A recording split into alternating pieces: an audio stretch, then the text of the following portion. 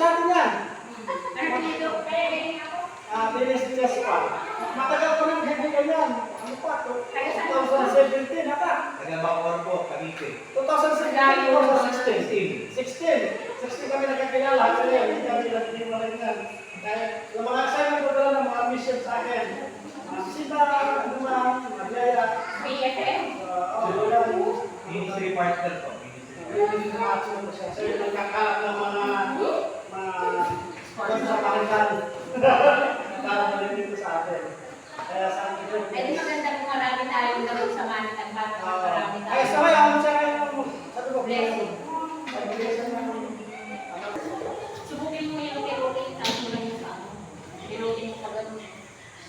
kilala nyo siguro, baka hindi ko na kilala. Karamihan, kilala nyo na. Lagi dito yan. Lagi dito matagal na. Hindi na bisita sa pastor. Isang mapagpalang araw po sa inyo lahat. Ako'y nagagala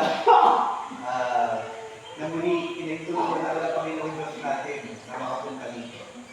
Alam niyo po kasi, sino po yung nakakilala pa sa akin? Ako, ngayon lang po. Yun lang. Kasi hindi yung mga matagal ko nang nakakakwentuhan. Ayan. Ako'y nagagalak na sa providensya ng Diyos. Pamilyar po ba kayo sa terminology yung providensya? Providence. Providence. Hindi ko alam sa Tagalog yung providence. Hirap kasi yung ano, mahirap i-transfer kasi sa Providence, pagkalinga, pangangalaga ng Diyos. Isa to, condition na binigay sa akin ng Panginoon, part ng kanyang providence, kasi hindi ko ito pwede itong malaki. It's just a privilege. Kung sa Tagalog hindi sa karapatan. na yung pangmalaki. Pribilehiyo lang siya na ipinagkaloob, pinahintulutan ng pangyayari ng Diyos. So, ganun din kayo. Yung privilege na makapakinig ng salita ng Diyos, pinahintulutan niya rin kami. So, ano ibig sabihin nito? Ang ibig sabihin po dito na ang Diyos natin ay soberano, sovereign. Naintindihan niyo yung concept ng soberano? Ako, we are the sovereign Philippine people. Sila po, kayo po, naiintindihan niyo po ba yung konsepto ng soberano? Pag sinabing soberano, ano yung pagkakaintindi niyo po? Ang ibig sabihin niyan, walang mas mataas pa sa kanya. Amen. Yung decision niya, hindi pwedeng balikin, hindi pwedeng panghimasukan, yun ang masusunod. Amen. Yun ang ating Diyos. Kaya gustuhin ko nga pumunta dito, gustuhin ko nga magsama ng mga yung Good Samaritan na sinasabi nyo, kung hindi pa pahintulutan ng Diyos yan, hindi magaganap. Pero dahil magaganap siya, nandito na ako eh.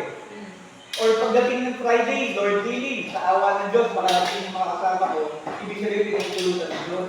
Amen. Anong patunay yun? Ibig sabihin ng Diyos noon, ang Diyos ay mabuti.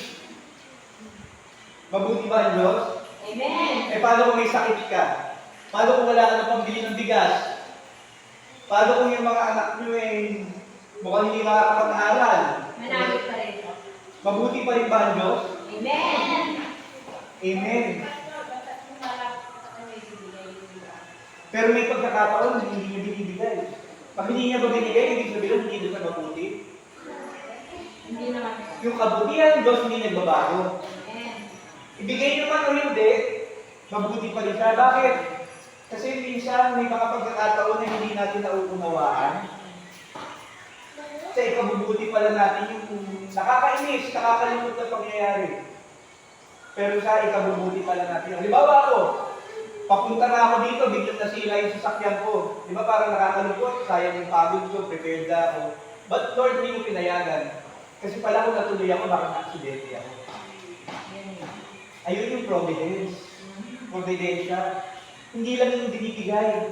Alam niyo, huwag yung susukatin na kabutihan ng Diyos ay galing sa regalo natin. May regalo o wala, mabuti pa rin ang Diyos. Kasi minsan, hindi natin alam, pinoprotektahan niya tayo. Pinoprotektahan ka. Dapat pala, nalaglag ka na dun sa bangin. Kaya lang dahil hindi natuloy yung lakad mo, hindi natuloy yung aksidente. Yun yung plano mo. Ayun yung plano niya. Akala mo masaya yung pupuntahan mo, birthday party, o kaya fiesta. Hindi ka nakarating. Ang sama ng loob mo, last year ko pa inaantay, makikita ko yung mga BFF ko. Doon sa kabundukan, makikita ko sila, hindi ako natuloy. Sabihin mo na, killjoy naman ni Lord. Nakakainis naman si Lord. Pero ang hindi mo alam, kaya ka hindi natuloy, posibleng papunta doon, May mangyayari. may mangyayaring hindi maganda. So, Bio, tanungin ko ulit kayo, mabuti pa rin ba ang Diyos? Amen. Sa lahat ng oras? Amen. Ang Diyos ay mabuti! All the time. Tagalogin natin. Ano yung Tagalog ng all the time? Ang Diyos ay mabuti! Sa lahat ng oras. Sabay-sabay. Ang Diyos ay mabuti! Sa lahat ng oras. Sa lahat ng oras, Ang Diyos ay mabuti. ayun yung sabi niya. At sinabi rin sa Biblia yan. Amen. Our God is good. All the time. Kaya, ang nagpapatunay na siya ay mabuti kasi nakakilala tayo sa Kanya. Amen. Kung tayo lang, kung hindi nakialam ang Diyos, wala ka dito eh. Ayaw mo, hindi ka interesado. Pero dahil nakialam ang banal na Espiritu, hindi po ang iyong puso, May nandito ako. kaya nandito. Wala namang regalo ngayong araw ng kamba. May ibang, at tagal na nag-division dito, yung iba, pumupunta lang dahil yung magkari. Ay, nandahil lang sa grace. Nakakalungkot. Dapat, ang pinupuntahan natin, The word of God. yung Word of God, yung presensya ng Diyos, yung pagkakataon sa barita, sama-sama, hindi yung material na bagay. Amen. Tama? Kaya pag dumating yung mga missionary kasama ko sa Friday Marami. at walang dala, diyan natin mapapatunayan kung sino talaga yung anak ng Diyos. Pupunta kayo. Amen. Okay? Pero ito ang good news. Pupunta sila. Pero sana, pag pumunta kayo dito sa Friday, ang pinuntahan nyo ang Panginoon. Hindi yung susupply. Amen. Okay. Mangangaral ko ngayon. Pero ang ipapangaral ko yung dati ko pa rin pinapangaral. Walang dagdag, walang bawas. Pagkat ako'y naniniwala sa church namin, sa Grace Alone Reformed Church, ang ipangangaralan namin ay si Kristo, wala nang iba. Si Kristo na ipinako sa krus, namatay, muling nabuhay after ilang araw. Pagkatapos ng tatlong, Araw. ano ibig sabihin na nabuhay siya muli after tatlong araw, pagkatapos ng tatlong araw? Ito ay nagpapatunay na sa itunay ng Diyos. Amen. Yung katotohanan na siya'y namatay, ibig sabihin siya rin ay naging tao. Ang sabi kasi ng ibang, alam ko maraming pumunta dito, ibang mga pastor o ministro. Ang tinuturo nila, si Kristo daw ay tao. Ang tinuturo nila, si Kristo daw ay nilikha din lang ng Diyos. Mali po yun. Wala sa Biblia yun. Si Kristo, sa simula pa lang, kasama na siya ng Diyos, siya ay Diyos. Wala siyang katawan, pero siya ay nagkatawang. Tao. Bakit? Palagay niyo bakit? Ay, may namin sa Holy Spirit. Hindi, may purpose kasi may mission. Nagkatawang tao para tubusin ang kasalanan ng kapatid. Naniniwala ba kayo doon? Amen. Siya ay nagkatawang tao. Hindi ba pwede huwag na siyang magkatawang tao para tubusin tayo? Hindi pwede. Hindi pwede. Tama. Alam mo kung bakit hindi pwede, ha? Kasi tao ang nagkasala. Tao ang mapupunta sa impyerno. Kaya tao din ang magliligtas. Amen. Kasi ang Diyos, banal. Naniniwala ba kayo banal ng Diyos? Amen. Pag banal ba ang Diyos, pwede siya magkasala. Di ba hindi naman siya nakasala? Hindi magkakasala ang Diyos, siya ang pamantayan ng mabuti at masama. Ang tao, yung pinakamabalik na taong nakita yun, nagkakasala pa rin ba? Siyempre, kasi ayon sa Roman 3:10, iba siya lang Sige po tayo, pakibasa yung Romans 3:10. Romans 3:10. Ito, sige, dyan na lang tayo, ayan ang pag-usapan natin ngayon. Romans 3:10. Ang tao, may isang tao daw walang mabait. Kahit ako, huwag yung sabihin, ang bait naman ni Pastor Dennis, hindi ako mabait. Walang mabait, sabi ng Biblia. Roman 3:10. Makinig po. Tayo mo tayo lahat, bigyan natin ng galang sa salita ng Diyos. Ayon sa nasusulat, walang natuwid, wala kahit isa. Romans 3:26.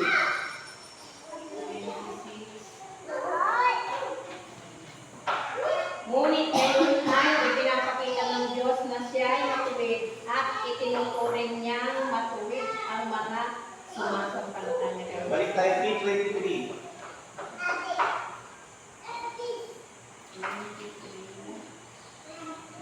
Sapagkat lahat ay nagkasala at walang sinumang nakaabot sa kaluwalhatian ng Diyos.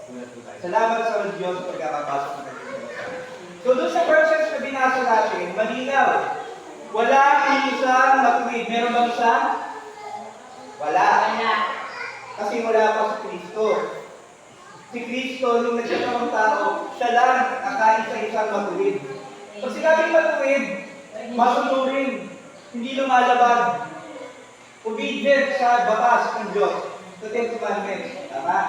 Okay. Alin pa ka naman binasa natin? 26. 26. Ngunit ngayon ay pinapakita ng Diyos na siya ay matuwid at itinuturing niyang matuwid ang mga sumasampalataya. Meron na! Dati walang matuwid, pero yung dumating si Kristo, pinatunayan na siya'y matuwid. Right yung sa English yun eh. Hindi nagkakasala. Ngayon, pagkatapos niyang dumating, may ano sabi? Sige pa, pakiulit. Itinuturing niyang matuwid ang mga sumasampalataya. So, sino ang ngayon ang matuwid na rin? Yung mga sumasampalataya ay hindi sila. Taas ang kamay ng sumasampalataya kay Jesus. Ayan. So, matuwid na ba kayo? Amen! Okay. Parang ano, ay hirap sabihin, no? Kasi kilala natin yung ating sarili natin. Minsan nagmumura tayo. Minsan nagagalit tayo. Minsan, Sinungaling. madalas, hindi minsan nagsinungaling. Pero paano nasabing matuwid pa rin tayo? Kasi sumasampalataya. Hindi pa tayo perfecto. No one can perfect. Sa panahon ngayon, darating yun, pero sa panahon ngayon, na habang nandito tayo sa mundo na malungkot, maruming mundo, may bahid pa rin tayo ng kasalanan. Pero dahil tayo ay binalutan, Ng Holy Spirit. binalutan po tayo sa pamamagitan ng banal na spirito ng kaluwalhatian. Parang isipin nyo, nakakita nyo ba kayo ng togang puti? Okay. Di ba puting-puti? Ginamitan ng Tide, Clorox, at kung ano pa ang puti. Eh tapos tayo puti. Ngayon, dumating si Kristo, isinuotan ka ng puting toga. Mukha ka pa rin bang marumi? Malinis. Malinis ka ng tingnan kasi puting-puti yung ano mo. Pero ikaw ba yung naglaba? Ikaw ba yung nagpaputi? Hindi. Hindi. Ganun din yun. Yung si Kristo, yung nabuhay siya ng matuwid, ng matapat, ikrinedit sa inyo. Parang ikaw na rin yung nabuhay ng matapat. Hindi ba ganun mabuti ang Diyos? Amen. Nung hindi natin kaya gawin na magpakabanal, siya ang gumawa, at yung resulta noon, parang tayo na rin ang gumawa, isinuot niya sa atin. Righteousness yun. So hindi lang pala yung dugo niya na tumaga sa krus, ang maghuhugas sa karamihan ng kasalanan natin. Kasi yung purpose kaya sa pumayag na ipako sa puso kalbaryo, di ba? Tumagas yung dugo, at yung dugo niya magsisilbing panghugas sa mga tao, hindi lahat ha. Ito yung maliit ito, iba lahat ba maliligtas?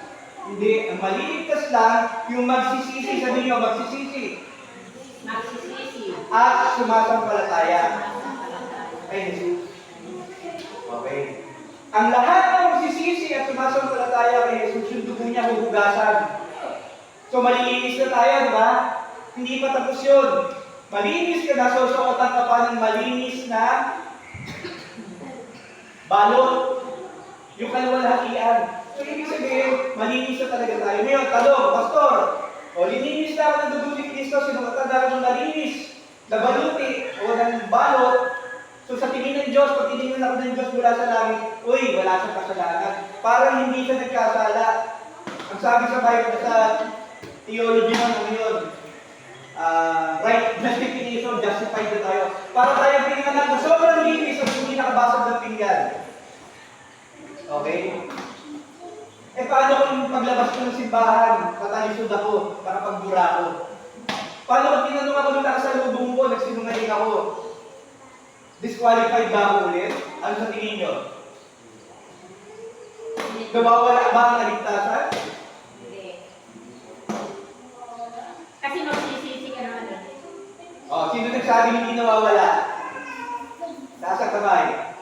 Yung hindi mawawala, binigay na sa'yo eh. Taas yung kamay nyo. Taas yung kamay nyo. Taas nyo. Yan ang sagot. Hindi na mawawala yan kasi kung tunay ka talagang naligtas, ang Diyos mismo ang magbibigay sa'yo ng kakayanan pagpakumbaba at pagsisisi. Babangon ka ulit. Pero mayroong iba, akala nila ligtas sila, pero nabubuhay sila sa kasalanan. Nung simula pa lang, hindi na sila naligtas. Kasi hindi sila nagsisi. Kaya lang sila nagsisimba may pagkain. May regalo. At nagsisimba yung tropa ko, isama na ako. Pero ang totoong niligtas ng Diyos, babaguhin niya. May kapangyarihan ang dugo ni Kristo para baguhin ang buhay natin. Yung hindi natin kaya gawin, kakayanin na natin sa tulong ng Banal na Espiritu. Yung dating wala kang hilig makinig ng salita ng Diyos, ang baduy naman yan, sayang ang oras ko yan. Magbubungkal na lang ako ng lupa. Mangangapit bahay na lang ako. Nagugulat ka, pag totoong dinaro pa lang ni Kristo, dahil ikaw yung nagsisig sumampalataya, nauuhaw ka na sa salita ng Diyos. Naiintindihan mo lang ang salita ng Diyos. Gusto mo lang sundin ang salita ng Diyos. Pero magkakamali ka pa eh. Kaya nga sabi sa Ephesians 2:8 and 9, for by grace, through faith are you saved. Sa pamamagitan daw ng grasya, sa pamamagitan ng inyong pananampalataya, tayo ay naligtas, hindi sa gawa. Hindi dahil magaling ka, hindi dahil mas magaling ka sa katabi ko, kaya ka naligtas, ikaw ay nanampalataya. Naniwala ka sa sinasabi ng Biblia na ikaw ay mapapahamak, ikaw ay makasalanan at kailangan mo ng tagapagligtas. Naniwala ka. Yung iba, ayaw nilang maniwala. Babait ako, mayaman ako, magaling ako. Hindi mo kailangan ng anak ng karpintero na pinatay. Kung makapangyarihan siya, bakit hindi siya lumaban? Kasi wala siyang faith. Yung mga nagsasabi mo lang. Iniinsulto nila patuloy ang Diyos. Pero kung sino yung ipakumbaba, tulad natin, kaya nga mas mahirap daw maligtas ang mayaman. Di ba ang sabi, mahirap daw pumasok sa karin ng Diyos ang Bakit kaya? Pero hindi naman ibig sabihin na lahat ng mahirap makakapasok sa kanya. tama. Di ba ikas lang? Parehas ka. Pero kasi ang mahirap, mas madali siyang magtiwala. Amen. Kaya lang, hindi rin. Unless na ang kamay ng Diyos ang humipin sa puso ng bawat isa, hindi magsisisi. Hindi magpapakumbaba ang isang makasalanan. Mananatili siyang makasalanan. Pero purihin ng Diyos, purihin si Yahweh, na tayo, nung narinig natin yung gospel, yung magandang balita, naniwala tayo. Amen. Kasi nakialam ang Banal na Espiritu. Buti na lang pakialamin ang Banal na Espiritu. Pero hindi lahat pinapakialaman niya. Merong iba pinababayaan ng Diyos sa kanilang buhay na makasalanan. Sino ang pinagpala? Yung mayaman na matigas ang puso na ayaw kumilala kay Kristo, o tayo, na ordinaryong tao na nakakaranas ng gutom, nagkakasakit, walang pang-ospital, pero binigyan ng pagpapakumbaba ng Diyos, hindi po ang puso para maniwala. Sino ang mas pinagpala? Tayo. Tayo. Sila, yung sa mga nasa ibang church. Kaya huwag kayong mainggit sa mga mayayaman. Kasi, di ba sabi ko sa Old Testament, kagaya ng binatang mayaman na sabi niya, nagawa niya ng lahat.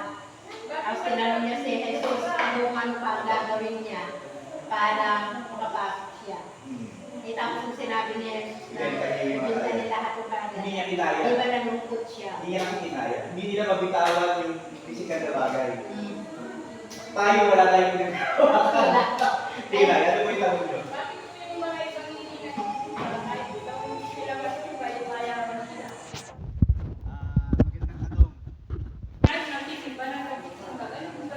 Magandang tanong po.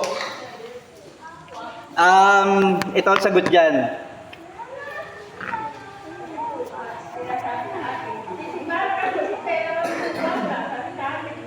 hindi basihan ng tagumpay ng material na bagay. Maraming pagkakataon ang kayamanan ay curse. Ang mas Tagalog ng curse. Sumpa. Sumpa. Gusto niyo mag-imaman pero sumpa? Ayaw Ayoko. Kaya nga pinimagay ko na lahat. Kaya nga naman pinamigay ko ng lahat kasi ayaw ko na sumpa. Kasi hindi naman lahat ng ganansya o ng mga kayamanan ay galing sa Diyos. Alam niyo ba kung sino nag-ahari dito sa mundo ng baluktot? Wasted world. Yung Si Satanas. Ang Diyos nila si Satanas ay ayaw gawin dito na pinagpapala eh. Binibigyan sila ng pain, ng sumpa, na yumaman, para huwag sila magtiwala sa Diyos. Kaya hindi magandang basihan ng tagumpay yung pera. Maraming mayaman na simpyerdo ang katutunguhan nila. Diba sabi may daang malawak na maganda na maraming dumadaan, ang representasyon yun, comfort eh. Diba? Magandang daan, walang bako, tapos masasarap yung pagkain, maraming oportunidad, may maraming malawak. Pero nag-iisod, maraming kapahamakan pala ang nasa dulo ng daan ng malawak. Eh yung daan makitid. Kung konti ang gusto pumasok, kasi yung daan doon parang lahat, ang hirap. Ang init. bihira lang ang makaano. Oo. Pero kung ano po yung sinasabi nila dito, hindi ba kung sino ang panalo ay siya pa ang pinagpapala?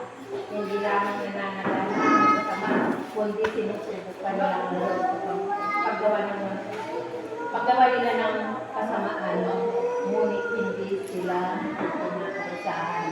Okay. Ang context kasi yan, yung binabasa nyo yan, ayan yung standard ng pagkakaunawa ng mundo sa pagpapala. Sa mundo, ang standard ng pagpapala, Sinasabi niya kanina, di po ba? Na bakit yung mayayaman? Di ba yung tanong? kasi ang nagpapala sa kanila, hindi mundo. Okay. Hindi totoong pagpapala, yung maling Hindi pagpapalang galing kayo sa Kasi di Diyos. ba yung sa Romans 12, may ang tinatawag na sabi, huwag kayong umayon sa pattern o sa standard ng mundo. Huwag daw kayong umayon kasi baluktot yung sistema ng mundo. Yung mga masasama, sila yung nagiging sikat. Sila yung pinapalatakan. Sila yung bida. Pero sa kaharian ng Diyos, yung mga mapagkumbaba, yung mga api, sila ang bibigyan ng buhay na walang hanggan. Pero yung nayayaman din naman na nagpapakumbaba at nagsisisi at sumasampalataya kay Jesus. Kaya sila rin ay pagpapalain at makakapunta sa langit. Pero yung pagpapalang sinasabi ng mundo, huwag yung kainditan yun, huwag yung naisip yun, trap yun. Kasi ang demonyo, alam niya kahinaan ng tao. Si Jesus kayo 40 days 40 days na kayo. 40 nights na nasa disyerto. Inalok siya na pinainan siya na, o gawin mong tinapay yung bato. Pag lumuhod ka sa akin, lahat ng mga bagay sa mundo na pinagkakaya ay bibigay ko sa iyo. Sabi, tumalong ka dyan, sasaluhin ka naman yung mga pinapainan siya, pero hindi bumagsak si Jesus. Hindi siya nag-fail. Si Adan at si Eva nag-fail. Pinainan din sila eh. Sabi, pag kinain yung prutas na yan, kayo ay magiging matalino, malalaman nyo ang mali at tama, para kayo magiging Diyos. Tapos yung tinignan ni Eva yung prutas, parang masarap. Last of the eyes. Kahinaan ng pagnanasa ng laman ng mata. Kaya kinain niya. Pumalpak si Adan at si Eva, madamay tayo. Kasi ang first Adam, si Adan. Sumagray siya, madamay tayo, kaya lahat tayo mapupunta sa impyerno. Dumating yung pangalawang Adan. Sino si Jesus. Si Jesus ngayon, pinainan ng parehong pain. Pero hindi siya Yaman, katanyagan, kapangyarihan, hindi bumagsak si Jesus. Kaya ngayon, ang sino mang sumampalataya kay Jesus, second Adam, maliligtas. Amen. Hindi lahat maliligtas. Kung sino lang ang magsisisi at sasampalataya. So hindi ka masyadong papapagaling. Huwag daw yung malilimutan yung konsepto ng Biblia. Yung salita ng Diyos na itinuturo sa inyo. Kasi alam ko marami pang dadating dito misyonaryo na mali ang tinuturo. Pag sinabi ng misyonaryo, o kung sino man nagbigay ng mas masarap na pagkain, mas magandang mga regalo sa inyo. Pero ang tinuturo nila, may hawak pa ng Bible, na si Jesus ay tao lang, na ikaw ay maliligtas lang kung ikaw ay magpapakabait, o aakid sa kanilang samahan, kulto yun. Ang mga Pag na po tayo tawag ng pangalan, di ba kasi sila mga bulaang propeta. Oo, bulaang propeta. May warning sa salita ng Diyos. Mag-ingat sa bulaang propeta. Amen. Malalaman nila kung totoo ang pinapangaral, kung si Kristo lang ang itinataas. Pag sinasabi si Kristo ay Diyos sa nagkatawang tao, namatay, nabuhay muli, at ngayon ay nasa kanang bahagi ng trono, at muli siyang babalik sa takdang panahon. Yun ang totoong mga ngaral. Wala nang iba. Pag sinabi, pag member ka namin, maliligtas ka. Tumakbo ka na sa pinto, pakalayo. Iwanan mo yung regalo. Pag sinabi si Kristo, tao lang yan, dilikhanin din ng Diyos, tumakbo ka sa pinto mo, papalabas, iwanan mo yung regalo. Pero yung Biblia, pag ito ang binigay sa'yo, tanggapin mo, yakapin mo. Pag bulay-bulayan mo, ito ang ang tuturo sa atin kung ano ang totoo, ano ang mali. Word is done. Amen? Amen. Okay. So malinaw. At dahil kung niyayakap niyo sinasabi ko sa inyo, naniniwala ako kayo ay ligtas. Hindi ko kaya basahin kung hindi na ako Diyos. Pero kung totoo talaga kayo ay nagsisi, sumampalataya sa Diyos, kayo ngayon ay bagong nilalang na. Kasi yung hearing of the word, yung pakikinig ng salita ng Diyos, yan yung magbubukas ng ating kamalayan. Uy, makasalanan ako. Uy, mabubita ako sa impyerno. Uy, ang solusyon pala ng problema ko sobrang laki ay si Jesus Cristo. Yun ang magiligtas sa inyo. Faith yun. Wala pa kayong ginagawa, ligtas na kayo. Di ba? Wala kang kailangan gawin para maligtas ka. Sumampalataya lang. Sabihin niyo, sumampalataya. Sumampalataya. O kaya, manampalataya. Sumampalataya. Yun lang. Kasi pagkatapos yung mananampalataya, papalitan daw, sabi sa Isaiah, makinig mga bata, yung pusong bato natin, ibig sabihin, rebelde yung puso, makasalanan, marumi. Papalitan ng Diyos na pusong laman. Ibig sabihin, ipapanganak mo yung puso mo. At yung puso niya, nakaukit dyan. Ayun yung ipangatol. Yung pagtuhan ng Diyos. Ang ibig sabihin na born again, hindi religion.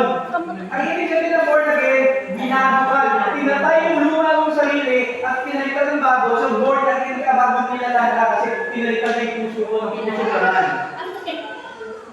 Sino nagpalit? Ang Diyos puso. At isa pa tandaan kung puso hindi. Kasi sabi nila, iba ang Ama, iba si Kristo, iba ang Banal na Espiritu. Hindi, isa lang sila. Trinitarian tayo. God the Father, God the Son, God the Holy Spirit. Ang hirap intindihin. Na syempre, mahirap talaga Diyos eh. Pero kung sinabi na, iba ba yan si Kristo? Iba ba yan ano? Isa lang sila, ang hirap na komplikado naman. Kailangan nyo lang manampalataya. Okay? Amen. Amen. So tayo tayo manalangin. Kailangan natin balutan ng panalangin para huwag na tayo mapasok ng mga kasinungalingan. Kasi kabisado mo na dito yung mission field dito eh. Iba-ibang mga nangyayari pumapasok. Ginugulo yung pag-iisip ng mga sumasampalataya. Nawa kayo, yung naikwento ko sa inyo, ikwento nyo rin sa mga kapatiran. Amen? Let's pray. Makapangyarihan Diyos, aming Ama na nasa langit. O Kristo Jesus na nakaupo sa kanang trono na aming high priest, na aming mediator. Ingatan niyo po kami. Hindi namin kaya paglaban ng sarili namin, pero sa tulong niyo, sa tulong ng Banal na Espiritu, kami ay magtatagumpay. Hindi man sa material na bagay, pero susustain mo ang aming pangangailangan. Magkakasakit man kami, pero kami ay ibabangon mo. Kung pupunin mo na kami, okay lang naman kasi ang buhay namin ay sa inyo naman. Ang hiling ko lang, ang prayer ko sa mga katutubo, sa mga unat at mga mulot na nandito, Panginoon, mga kapatiran, patuloy nyo silang pangalagaan. Ang inyong pagkalinga, ang yumakap sa kanila, bigyan sila ng pag-asa, ng lakas ng loob, ng satisfaction, ano man mangyari. Ipakita niyo sa kanila na ikaw ay Diyos, na ikaw ay punong-puno ng pag-ibig at awa, at hindi mo sila pababayaan. Lord, salamat kung makakarating yung regalo para sa mga anak nila sa Friday or sa Saturday man. Nawa ito ay magpatunay lang na ikaw ay mabuti. Pero sa kanila pa rin, sa inyo pa rin sila nakatingin. Kayo pa rin ang sentro ng bawat pagtitipon. Hindi yung mga material na bagay, hindi yung pagkain. Pagpalain po bawat isa, pagpalain ng mission na to sa Pastor Jay. Ingatan niyo po yung puso namin na huwag kaming ma-attract ng mundo, huwag kaming magkaroon ng greed, huwag kaming magkaroon ng self-centeredness, ng makasarili, yung pride, maging ang mga kapatilan nito. Gawin niyo po kami puno ng pag-ibig at pagmamahalan sa bawat isa at tumanggi sa kasalanan. Ingatan niyo po kami sa Diablo, Panginoon. Mas makapangyarihan kayo kaysa sa Kanya. Ito ang aming samot panalangin sa makapangyarihan pangalan ni Jesus. Ang lahat ng naniniwala at sumasang-ayon ay magsabi ng Amen. Palakpakan na namin ng Diyos. God is good. O ganito. Kita-kita tayo sa Friday. Mga siguro mga alas 10. Okay lang? Okay. Pero kung mas maaga, kwentuhan muna kayo dito, pero kami mga alas 10. Amen. Amen. Tapos magkaroon tayo ng konting gift giving. Siyempre, sasamba pa rin tayo, hindi mawawala ang salita ng Diyos. Okay, sasamba pa rin tayo. Si Kristo pa rin ang bida, hindi si pastor. Hindi kayo, si Jesus. Amen? Pagpalain po kayo. Nawa ang Diyos na makapangyarihan, Diyos ni Abraham, ni Isaac at ni Jacob, ay magbigay sa inyo ng pag-iingat, pagpapala, matamis sa pangalan ni Jesus. Amen. God bless po. Salamat. Thank you, Lord. Solid Deo Gloria.